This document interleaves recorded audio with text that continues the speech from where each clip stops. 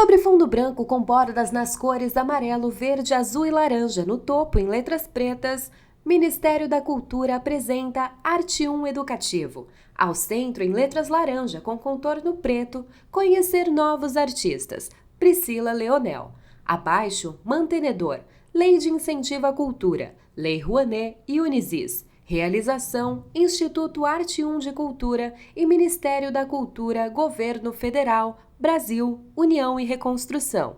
PRONAC 236648. Em frente a uma parede branca, sentada em uma cadeira preta, Priscila, mulher negra de pele clara, careca, usa óculos quadrado com armação preta e camisa com estampa nas cores vermelho, preto, amarelo e azul.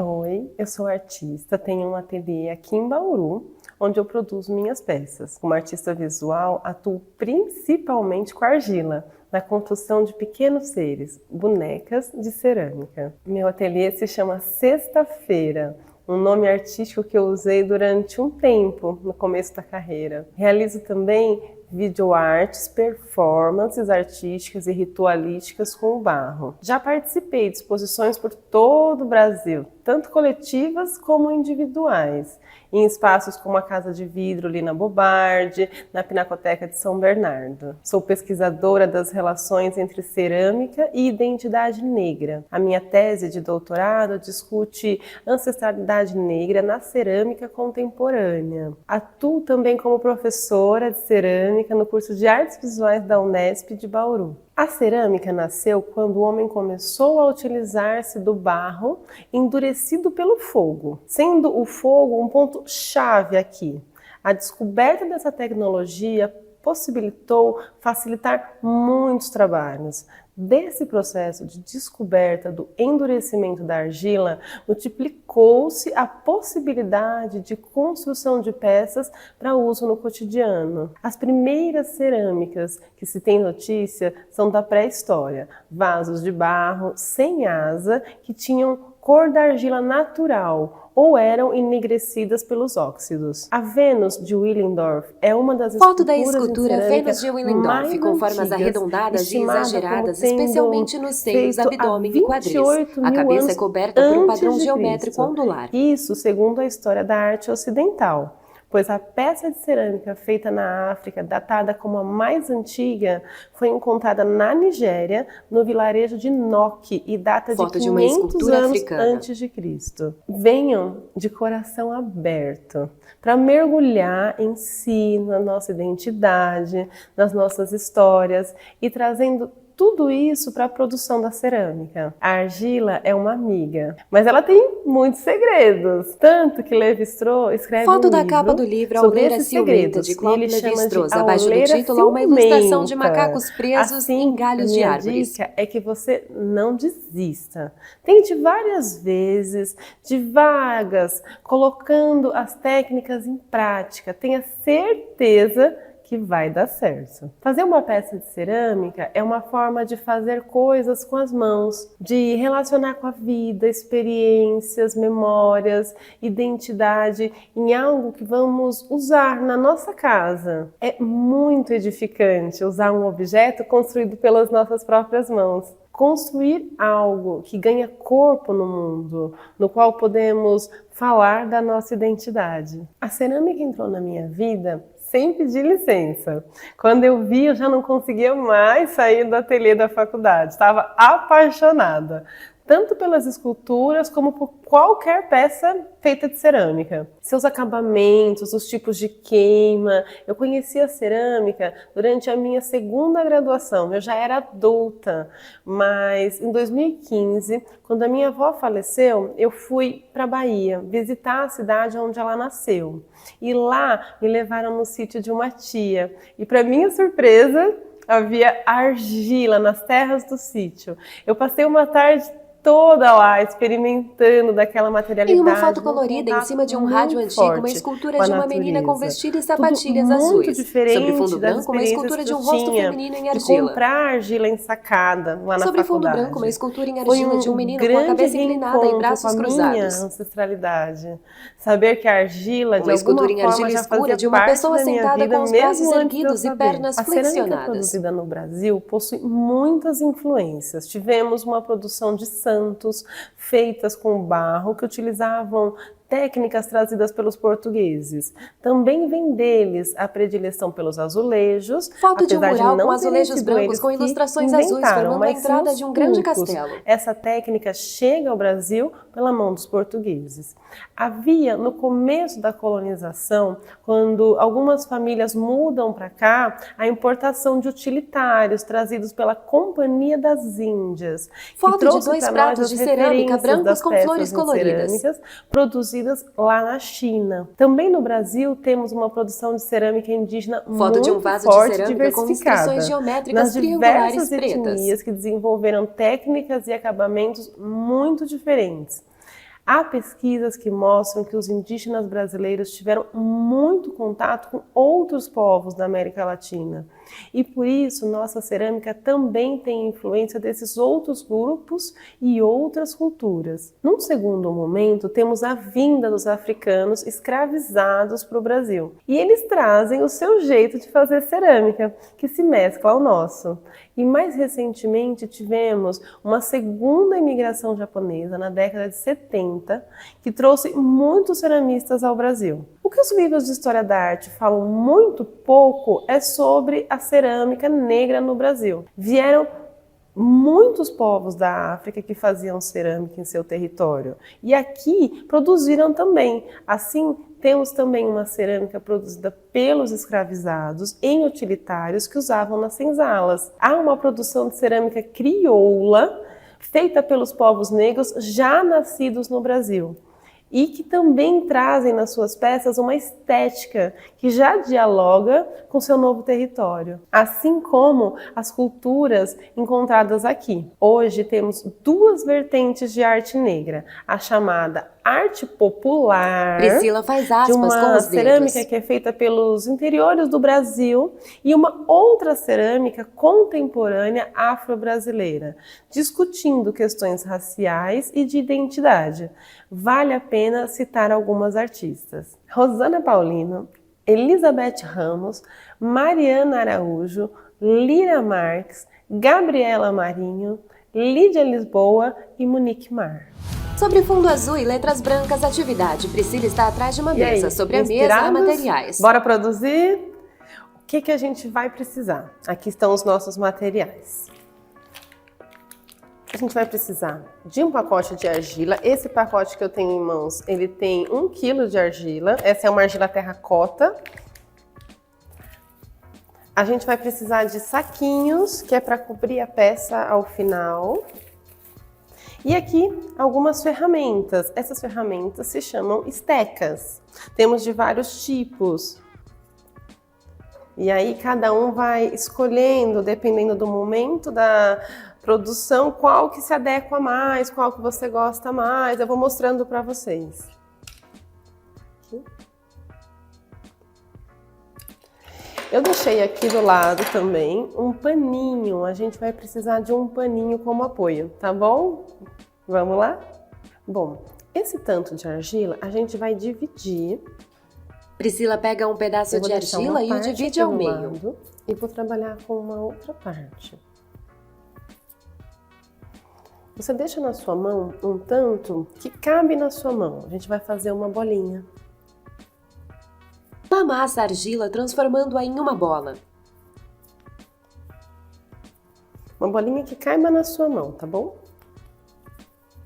Não precisa ser exata, que a gente vai ter tempo para mexer nela.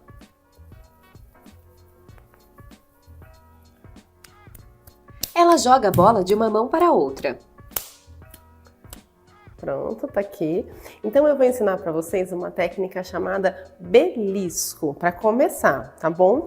Então a gente vai usar o nosso dedo, nosso polegar da outra mão, e aqui essa mão ela vai dar segurança para nossa peça, ela dá firmeza, tá? E aí a gente vai fazer assim.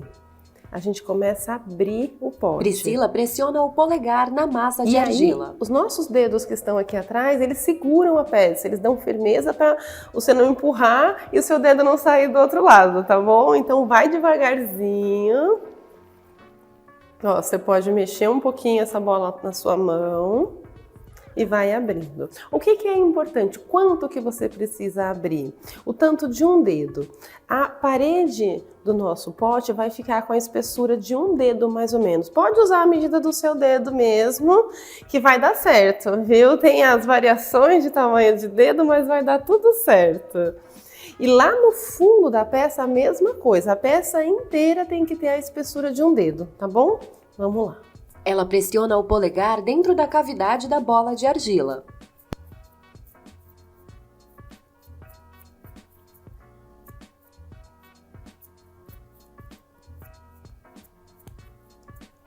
Você pode trocar de mão. E aí, ó, eu vou usando os meus dedos para abrir e o meu outro dedo aqui atrás para segurar, para não deixar abrir demais. Depois de um determinado momento que a peça já está aberta, a gente pode colocar a peça na mesa. A gente coloca aqui até para ela assentar e ganhar essa bundinha da peça. A gente chama de bundinha da peça, que é onde ela vai assentar na mesa. Priscila coloca a argila na mesa e a gente começa a dar o acabamento. Agora você coloca todo o seu charme, toda a estética que você gostaria aí na sua peça. Lembra de manter a mesma espessura, vai dando, principalmente no fundo, mas não deixa o fundo ficar muito fino. Pensa assim, se a peça fica muito fina, ela tende a rachar. Às vezes a gente acha muito bonito, né? Mas espera, depois que você tiver assim uns 10 anos como ceramista, aí você começa a fazer as peças mais fininhas. Nesse primeiro momento, vamos começar com a peça na espessura de um dedo, que é para garantir que ela não vai rachar, tá bom?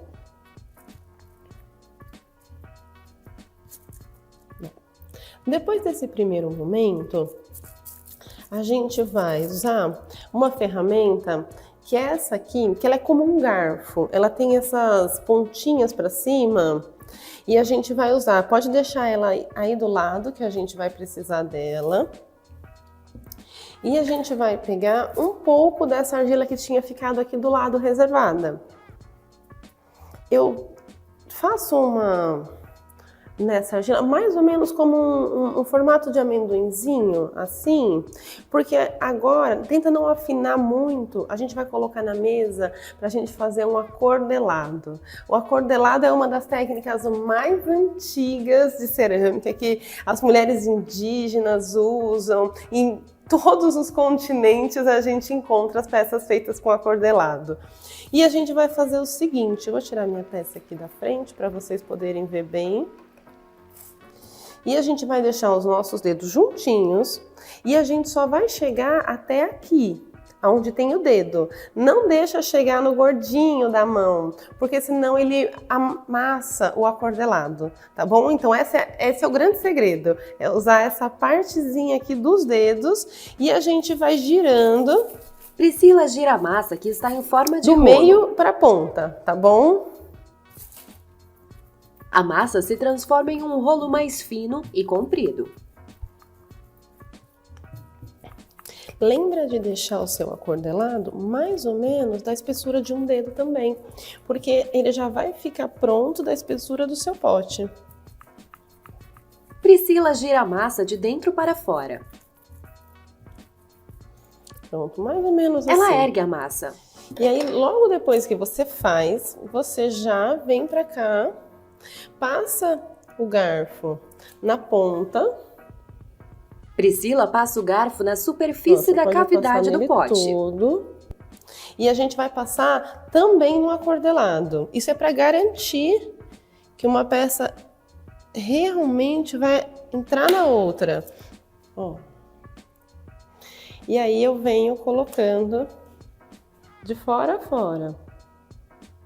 Vai colocando e vai dando aquela apertadinha que é para realmente entrar. Priscila aperta a borda Quando eu do chegar pote aqui com na uma ponta, cordelada. vocês vão ver que vai sobrar um pedacinho. Você coloca por cima e corta. E ó, vai ficar um espacinho aqui, então você tem que apertar mesmo, que é para não deixar ficar espaço. Se ficar espaço, fica uma bolha de ar. Se ficar uma bolha de ar, a sua peça vai explodir no forno. Então, leve isso a sério, ó. E aí eu vou aqui de fora a fora, juntando uma parte na outra, ó, apertando bem. Por dentro, a mesma coisa, você vem apertando e juntando para que a junção não apareça mais. Tem que ficar imperceptível o lugar onde foi feita a junção.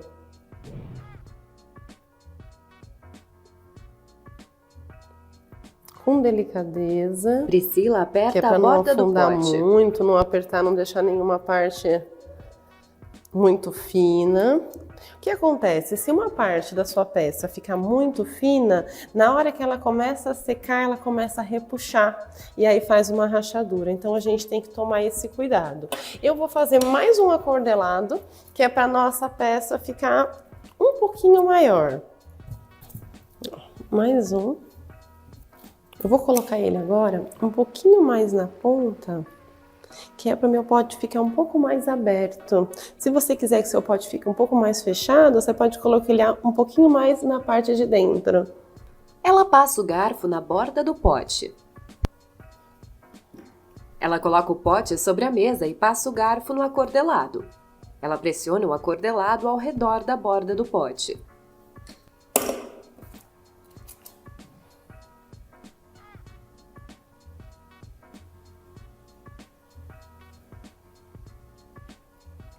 E faltou um pedacinho aqui. Aí eu pego um outro pedaço de acordelado que estava lá, já tinha passado aqui o garfo e ele vai por cima das duas partes. E aí a gente vem apertando. Foi bom ter acontecido isso, que daí você já vem a hora que acontecer no pote de vocês, não tem problema nenhum. Se sobrar acordelado ou se faltar, tá tudo bem. E aí eu tô aqui, ó, desse lado, e eu venho apertando para que uma peça entre na outra. Dá aquela apertada mesmo, garantir que não vai ficar bolha. Pronto, agora o nosso vasinho, nosso pote, ele já tem um formato. O que a gente precisa fazer agora é dar o acabamento. E agora vai ser o acabamento final. Vamos lá? Sempre com a mão por fora e a outra por dentro, para garantir que você não vai empurrar com muita força. Ó, uma ferramenta muito boa para ajudar nessa parte são essas aqui, ó, porque elas têm essa parte bem lisinha e ajuda a gente fazer esse acabamento. Claro que o dedo é uma ótima ferramenta, mas às vezes é bom ter uma para auxiliar. Nesse primeiro momento, a peça ela tá bem úmida, então ela vai soltando um pouquinho de argila.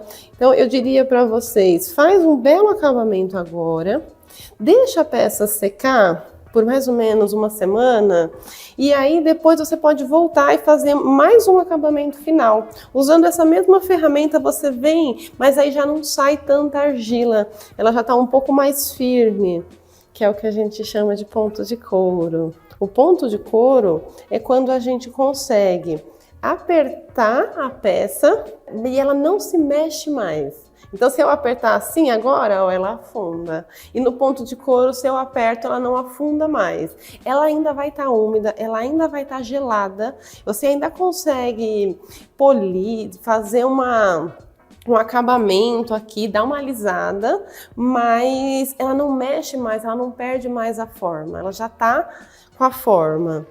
Então é isso que a gente chama de ponto de couro.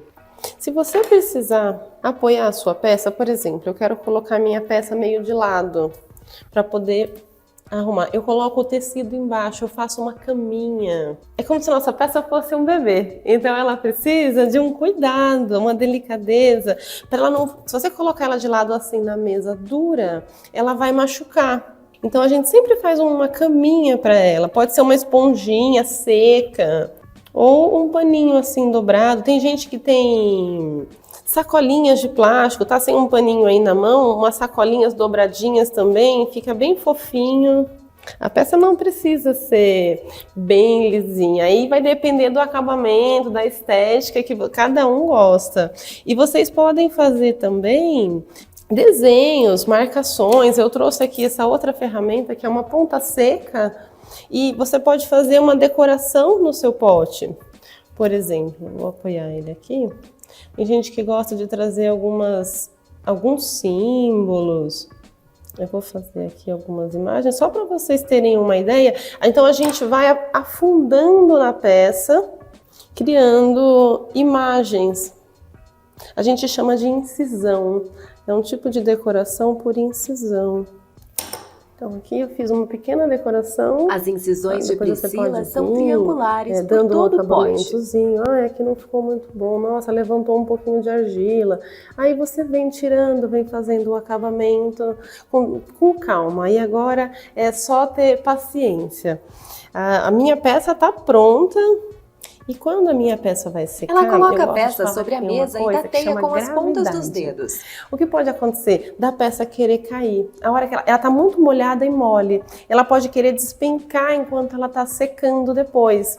Então, eu falei para vocês guardarem um tecido aí, porque a gente vai precisar... Ó, eu coloco ele enroladinho assim e eu vou fazer um apoio do ladinho, como se fosse um bercinho. Você pode até dar uma enroladinha assim no tecido, não precisa ficar duro, enrijecido, não, é meio frouxo. Não é para ele apertar a peça, é só para ele ser um apoio. Então, sempre que eu faço um pote, se o seu pote for maior, aí você usa um tecido grande. Então, é importante ter esse apoio, porque se a peça quiser desmoronar, ela tem um apoio aqui. Não precisa umedecer o pano, porque aqui a peça vai secar. A gente espera que ela seque, tá bom? Se a gente fosse continuar trabalhando na peça, aí a gente umedeceria, mas se não, pode ser um pano seco mesmo. E aí, para deixar essa peça secar, lembra daqueles saquinhos que eu tinha falado para vocês? Debaixo da mesa. É muito importante sempre deixar a peça secar dentro do saquinho. Então você vai escolher um lugar aí que não bata sol, que não bata vento. Lembra do que eu falei, a peça ela é um bebezinho, então a gente tem que tomar muito cuidado com ela. Ela não pode tomar vento, ela não pode tomar sol. E a gente vai deixar ela secar dentro do saquinho, pelo menos na primeira semana, até ela ficar em ponto de couro, que é para ela não correr risco de craquelar ou de fazer pequenas rachaduras. Eu não preciso fechar o saquinho embaixo, o saquinho não precisa grudar na peça, ele vai ficar assim soltinho em cima da peça, como uma cúpula protegendo a peça. Depois de uma semana a gente tira, tá bom? Então é isso, gente. Obrigada. Priscila Sorri, tela dividida. À esquerda, mulher de pele clara e cabelos pretos. À direita, créditos. Faz parte do programa Artium Educativo. Este programa visa a formação de professoras e educadores sobre arte e educação. Ele é gratuito, sem fins lucrativos, e se você tiver alguma sugestão ou crítica ou dúvida, nos envie nos comentários. Compartilhe e eu agradeço a sua participação.